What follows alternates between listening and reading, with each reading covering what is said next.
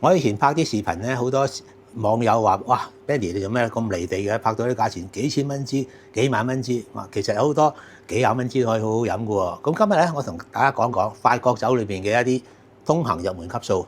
首先就係呢支啦，嗱呢支嚟計咧，簡稱就係一個叫 I 級別，就係 IGP 嘅級別。咁咧，佢係容許用一個單一葡提子，同埋喺法國南部生產為主嘅。咁容許有選擇嘅年份啦。咁入門價錢都係喺60、70、80蚊之間嘅啫。咁同埋呢一支咧，喺法國航空公司嘅經濟位都用緊嘅，咁質素一定唔差啦。咁另外呢一支嚟嘅咧，就上一啲啦，就我哋叫做波爾多 AOC。咁法國波爾多酒嚟嘅咧，係人都知道佢本身有一定嘅知名度啦。呢個14度嘅呢支入門版嘅酒莊酒咧，佢用到14度嘅釀造嘅酒體好濃郁，好 juicy， 即係好果味，好濃郁。同埋咧，用得14度嘅酒咧，佢真係咁落足料，即係我哋真係濃湯雞煲似做出嚟嘅。咁所以性價比都係60-70蚊，哇，都好抵飲喎。咁另外再跳一級咧，就係波爾多嘅叫做明星莊啦。